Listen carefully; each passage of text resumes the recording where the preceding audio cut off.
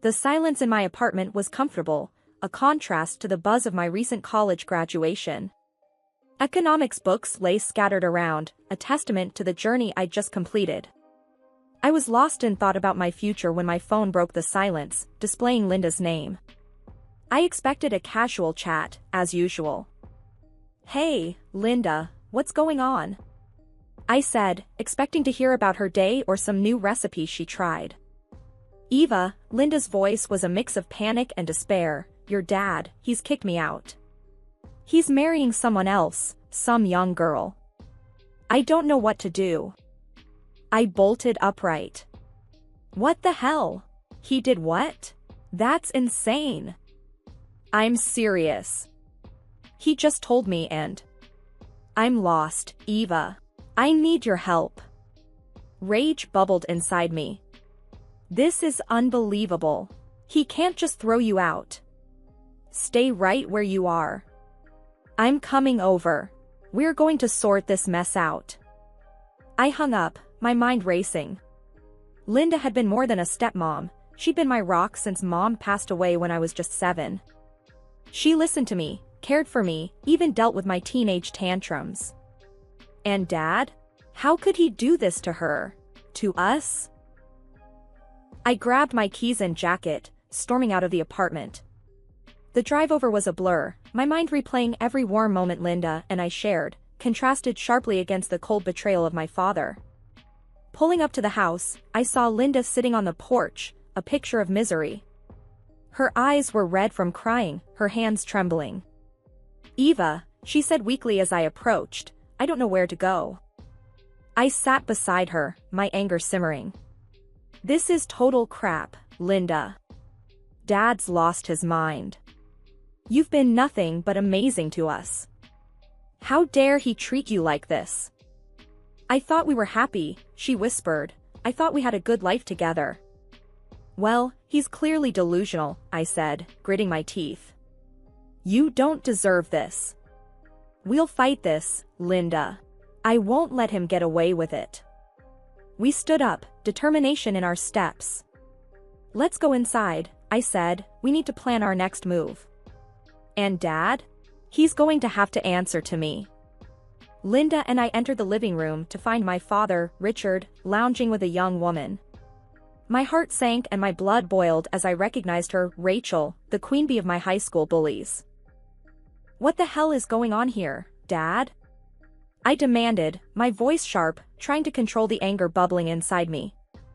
Richard looked up, unfazed. "Eva, this is Rachel, my fiancée, you remember her, don't you?" Rachel stood up, smirking. "Oh, Eva, still the little mouse from high school? How quaint." My fists clenched.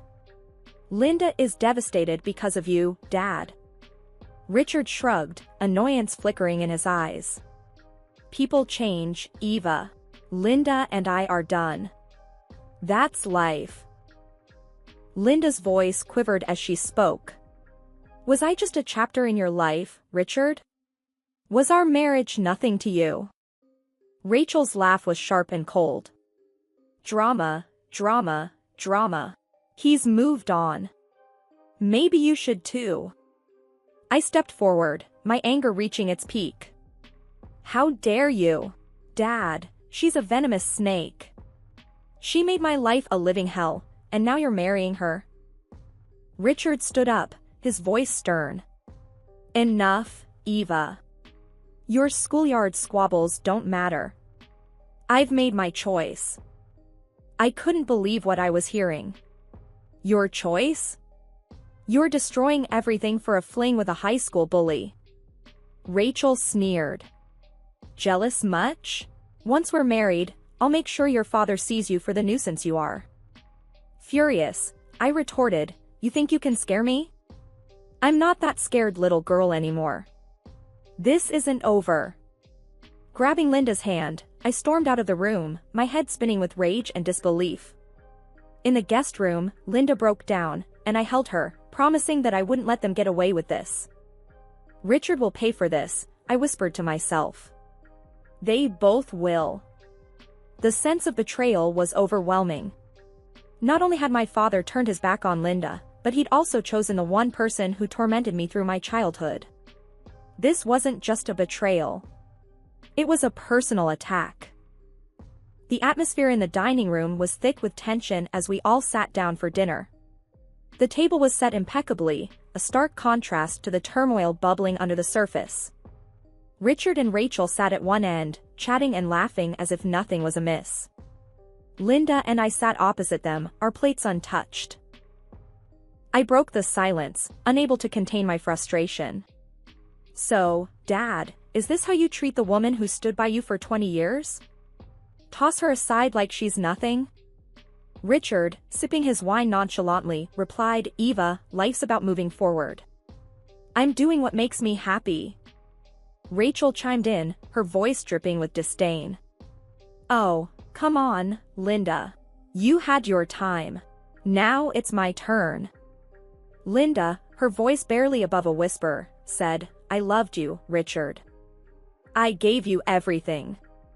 Richard shrugged. "And I appreciate it, but it's time for a change." I slammed my hand on the table. "This is just cruel. You're acting like heartless monsters." Rachel smirked.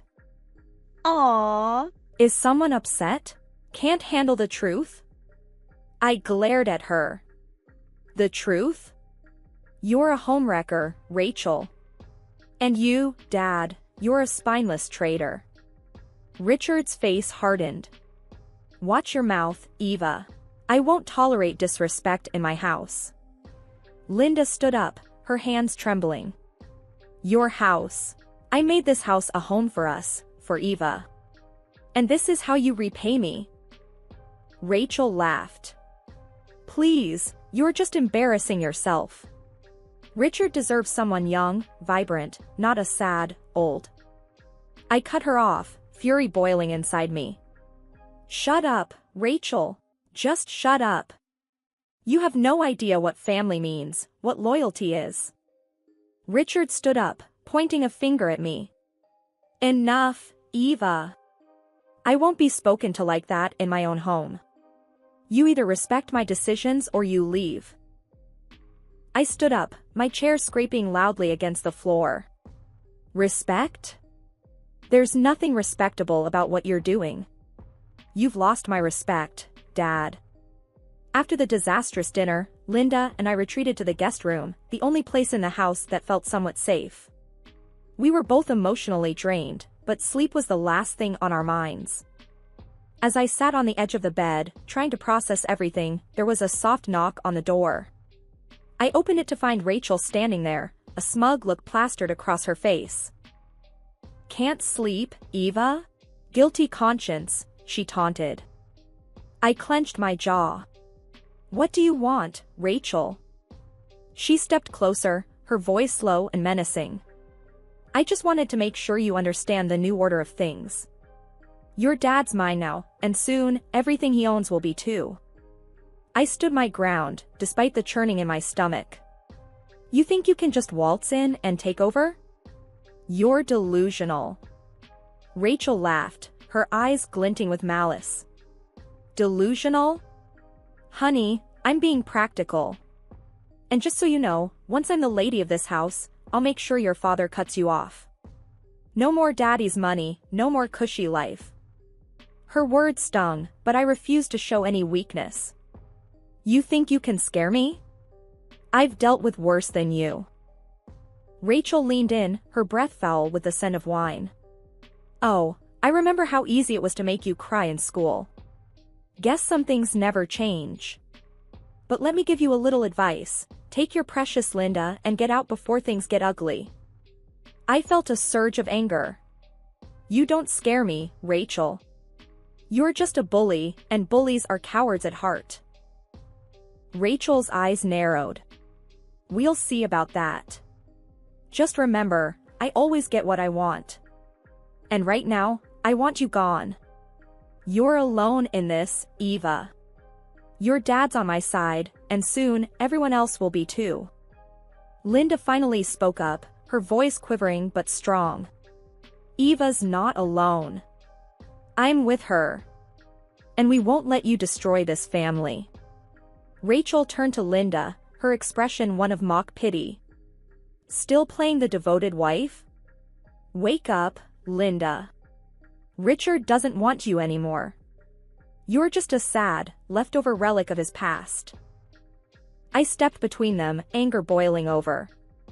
Enough, Rachel. You've said your piece, now get out. We don't need your venom here. Rachel smirked, undeterred. Just remember, I always get what I want. And right now, I want you and your precious Linda out of the way. With that, she turned and left, her laughter echoing in the hallway. I closed the door, my heart pounding in my chest. Her threat hung in the air like a dark cloud. This was more than a family dispute, it was a battle for our future, our dignity. Linda and I sat back down, the weight of Rachel's words settling over us. We can't let her win, Eva, Linda said, her voice resolute. I nodded, my resolve hardening. We won't.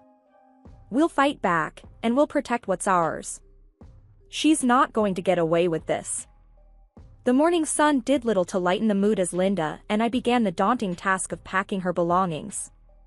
Each item we wrapped seemed to hold a memory, a piece of a life that was being unceremoniously dismantled. As I folded some of Linda's clothes, I couldn't help but let out a bitter laugh. Can you believe this?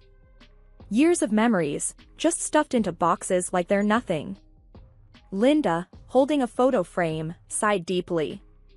It's hard, Eva. This was my life, our life. And now, it's just fading away. The sound of footsteps alerted us to Rachel's arrival. She leaned against the doorway, a smug smile on her face. Aw, packing up already? How efficient. Don't let the door hit you on the way out. I glared at her, my hands balling into fists. You're loving this, aren't you? Kicking a woman out of her home? Rachel shrugged, her eyes cold. It's not personal, Eva. It's just how the game is played. And I always play to win. Linda placed the frame in the box, her voice trembling. This was my home, Rachel. How can you be so cruel? Rachel's laugh was harsh. Cruel? Please. I'm just taking what's mine. Besides, it's time for some fresh air around here. Out with the old, in with the new, right? I stepped forward, anger surging through me. This isn't a game, Rachel. You're destroying people's lives. Rachel's gaze was unflinching. Life's tough, honey. Better learn to deal with it. And honestly, it's better for everyone if you and Linda just disappear. Make things easier for your dad and me.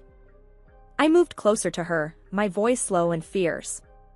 You may think you've won, but this isn't over. We won't just disappear and let you destroy everything we care about. Rachel smirked, unfazed. Big words, Eva, but that's all they are. Words. Face it, you've lost. Now, hurry up with the packing. I have plans for this room. With that, she turned and left, her laughter echoing behind her. Together, we continued packing, each item a symbol of the past but also a motivation for the fight ahead. Rachel might think she's won, but I wasn't going to let her have the last laugh. After the grueling task of packing, Linda and I found solace at my grandmother Margaret's house, the mother of my dead mom. It was a quaint, modest home, filled with the warmth that was starkly missing from my father's mansion. As we settled in, my grandmother, a spry and sharp-witted woman in her 70s, poured us some tea. Eva, Linda, tell me everything, she said, her eyes sharp with concern.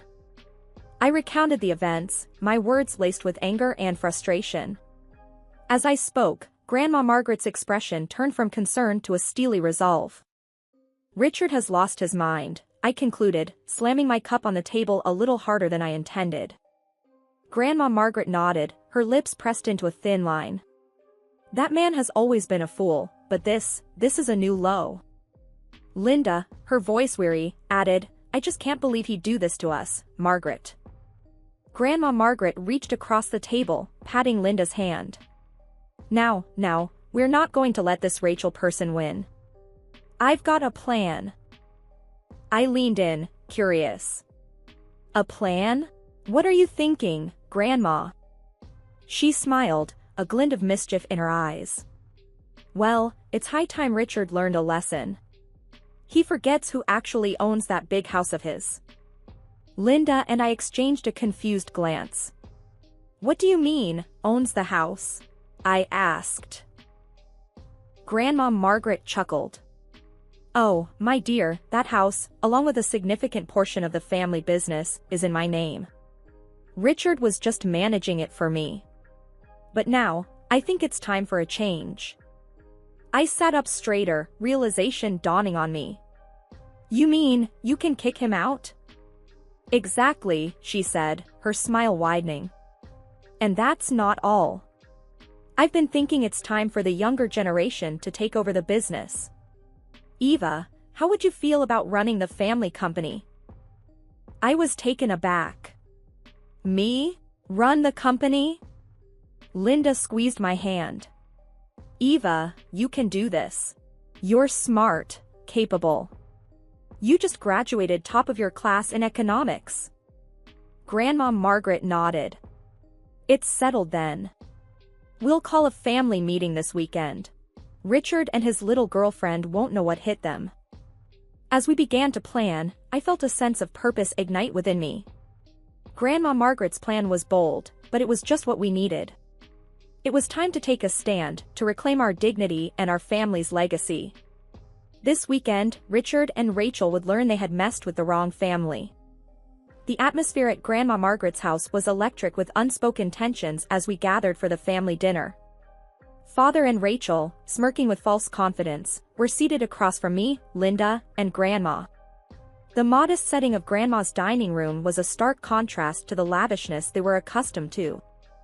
Grandma Margaret, with a composed and steely demeanor, initiated the conversation. Thank you all for coming. Tonight, I need to discuss some crucial changes concerning our family and its business affairs. Father, always eager to assert his authority, interjected confidently, of course, Margaret. What strategic shifts are you contemplating?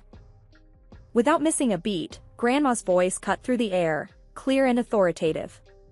To begin with, Richard, it seems you've neglected to remember the legal ownership of your current residence. It's under my name. Confusion and disbelief shadowed Father's face. What are you insinuating, Margaret? Grandma leaned forward, her eyes piercing. Simply put, I am utterly appalled by your treatment of Linda and your current escapades. Hence, I am revoking your privilege to reside in that house. Father's voice was a mix of disbelief and desperation. You can't do that, Margaret. That's my home. It was never truly yours, Grandma retorted sharply. Furthermore, I am removing you from your position at the helm of our family business. The room seemed to spin for Richard. Rachel, her earlier smugness evaporating, looked utterly aghast. And who, pray tell, will assume this monumental responsibility?